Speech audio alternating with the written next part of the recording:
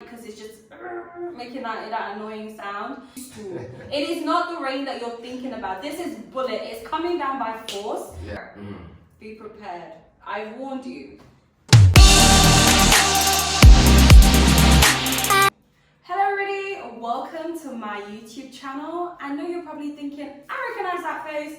Yes, it's Joe. He is back, and we are back with another video of 10 more things we wish we knew before we moved to Sierra Leone.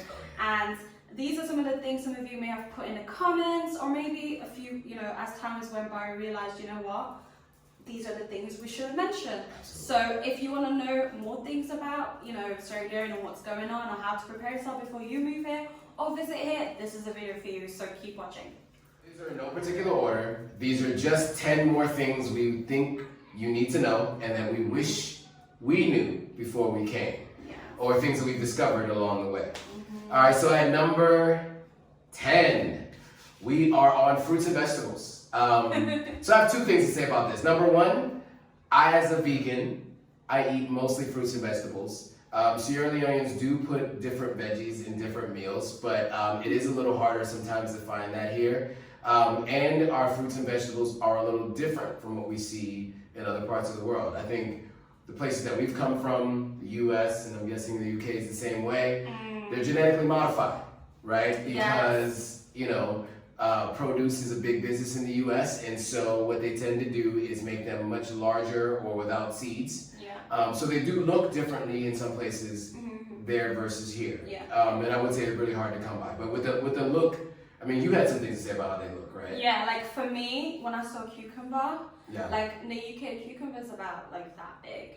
And then the first time I saw one here, they're like this big. And I'm like, and I looked at it and I was like, what is that? Mom was like, oh, cut it up and put it in a salad. And I'm like, that is not a cucumber. What are you doing with that? But it tastes way better. You can tell that it's real organic cucumber that you're eating. It's much more refreshing, has more water in there. So you do feel much more relaxed when you're eating fruit here, because you, like, first of all, when you get given the fruits, like for example, a carrot or a salad leaf, you literally see the stem, you know what I mean? It's taken from the root and it's been given to you, so it's as organic as it gets. Certain things are a little harder to find. I'm a big mango fan, and so they do have mangoes here, but sometimes they're a little harder to find because some of those things sometimes have to be exported or they have to come from up country. So, but yeah, overall though, fruits and veggies here are much healthier because they come straight from the ground and not genetically modified. Number 9. And this is the one where I've got some videos on my Instagram of me screaming going down these roads, because like Sierra Leone is shaped like a mountain. It is known as a mountain country. You know what I mean? Like everywhere you go, you see houses being built up a mountain, like literally, no joke. So knowing that it's like that, obviously you're gonna have rocky roads. And the roads, when I say they're rocky, they are rocky.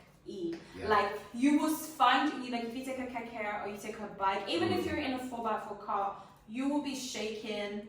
And depending where you live, you know, the road may be like where a cliff is and there's still like rocks there, and you find yourself just maneuvering around.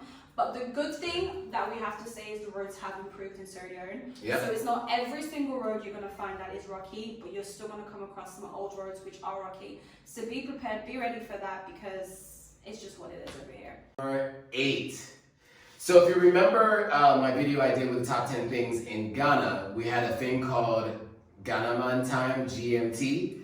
In Sierra Leone, something very similar, SALONE Man Time. And that's men and women, not just men, but we tend to move at a slower pace here in West Africa. Very, very slow. And so that means if you're waiting for someone to come pick you up, for instance, or if you and some friends are planning to go out together, especially those who've been here for a while, the concept of time is a little bit lost on very many people here. So my driver likes to say, I come, like meaning I'm coming, right? I'll be there soon, right? But I'll say like, how far are you? How long before you come? I come. I go be there Gigisno. I go reach Gigisno. I go reach. So when he says that, right, that I just need to think, all right, give myself 30 minutes, because I come can mean 30 minutes, 20 minutes, 5 minutes. So we are at number 7. It's 7. And this one, I'm sure some of you have heard of this one anyway, when it comes to light turning off constantly.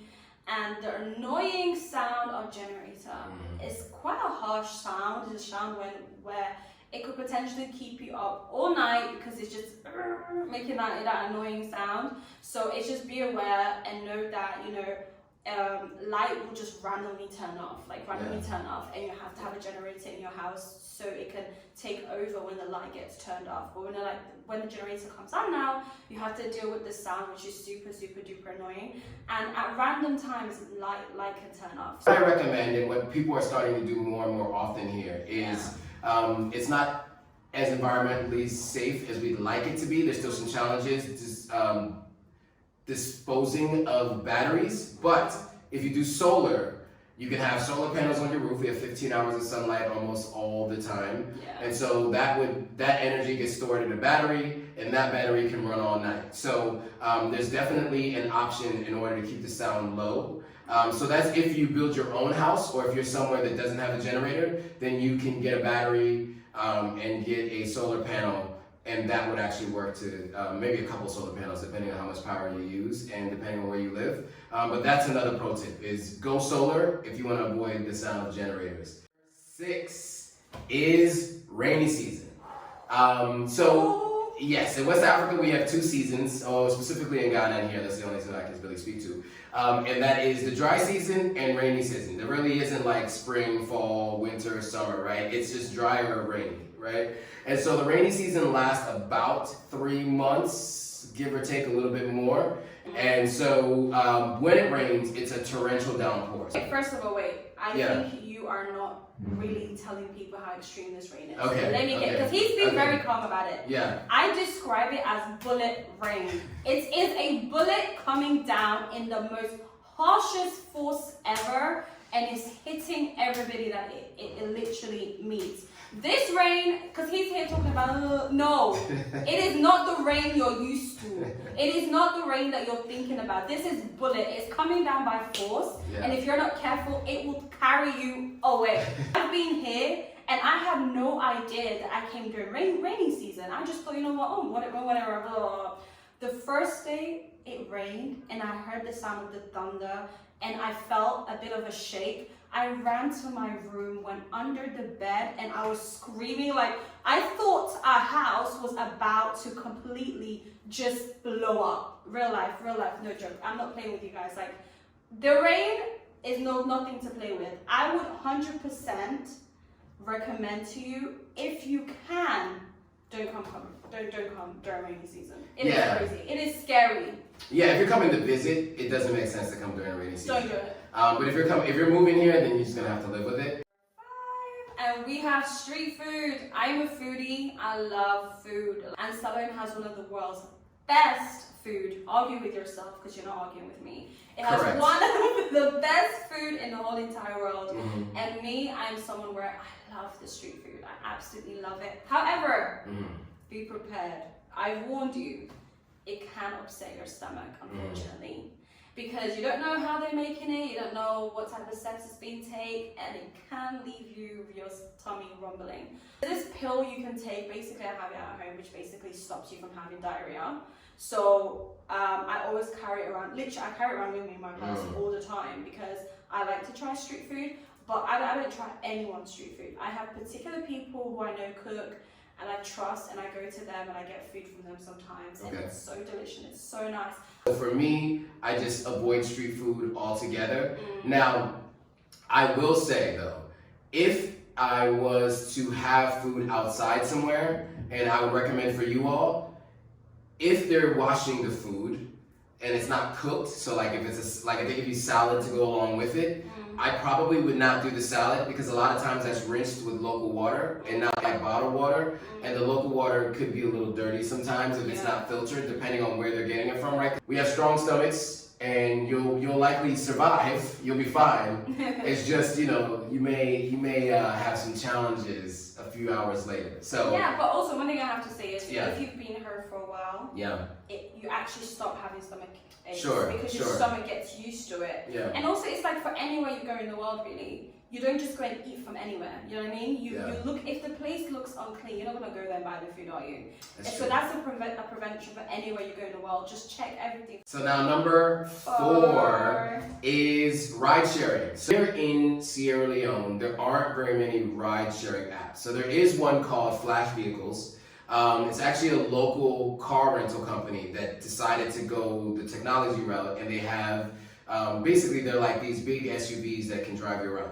They're pretty expensive. Most people, the mode of transportation here is like kekes, right? Yeah, I love kekes. Basically like a 3-wheeled bike type thing that has like a covering over top of it.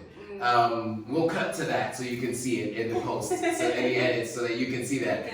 But yeah, I mean, those things are pretty efficient, they're pretty cheap. And the other thing I'll mention is if you don't want other people in your KK, right? So, because they always pick up at least 2, sometimes 3 people in the back, sometimes a 4th person in the front, right? You know, depending on when you're watching this, it may still be a pandemic out there and you may not want other people around you or in the vehicle. So you can just pay a little bit more. So that usually is like 15,000 leones, right? Number 3, it's all about budgeting, and I think I've said in other video, I'm all about budgeting and being intentional about how you're spending your money, because no matter how rich you are, you can go poor if you have bad money management skills. So being here is, you would assume things are cheaper, you would assume that because of, you know, everything else, you're not spending as much money, but you can easily spend more money a day than you would over there, because you have to keep in mind, someone helps you, you have to tip them. If random family members come and visit, you have to give them some form of money. Also, when you go to a restaurant, the people who serve you have to tip them, just like how you would in America as well. But yeah, I mean, even when you're out on the street, right? Like I said before, it's all cash. And so you want to budget, because you don't want to find yourself going back to the ATM over and over and over again, or going back to Western Union over and over again. Oh, sorry guys for that noise. So I would definitely say budgeting is hugely important. So that's a big pro tip right there. Just make sure you know how much you're willing to spend in a week or a day. Think about it ahead of time. Take that amount out and don't go over it. And as I said in the last video, always carry emergency cash with you, because anything can happen. That's a good point. Okay. Number 2. So in the last one, we talked about mosquito nets.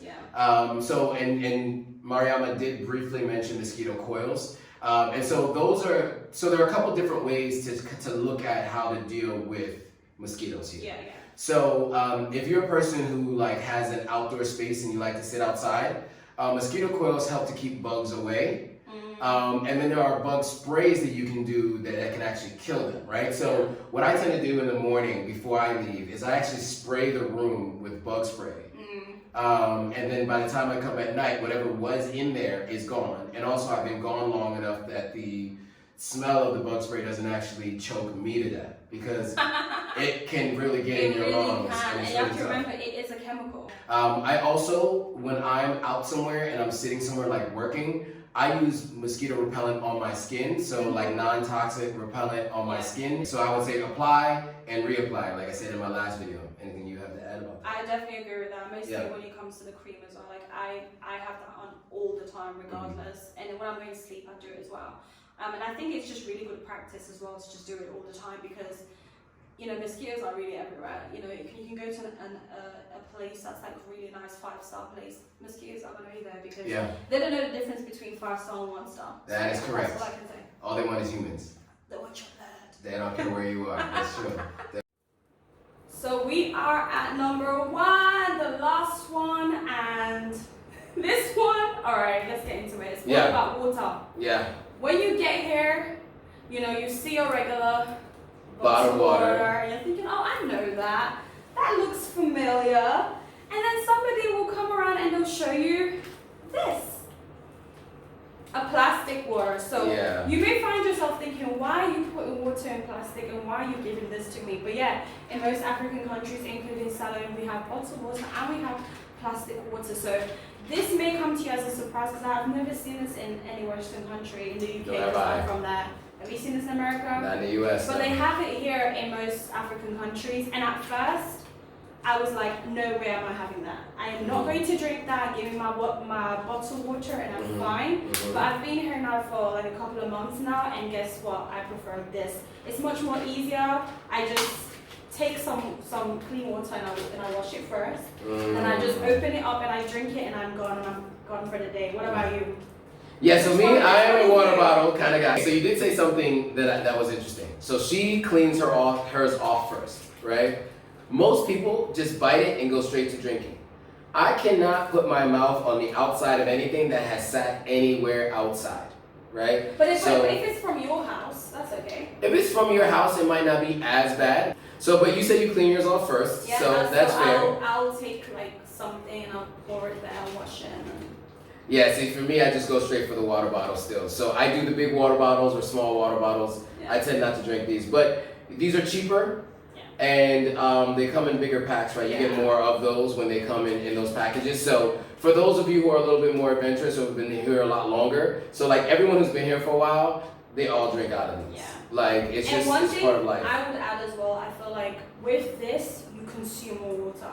Because you don't want to waste it, so you feel more hydrated every day. Because you know once you open it, you have to finish it. Right, you can't put it down. So so for you, that's a benefit. For me, that is the detriment. I prefer to have a water bottle so I can close it back, put it in the fridge, or put it down somewhere and come back to it later.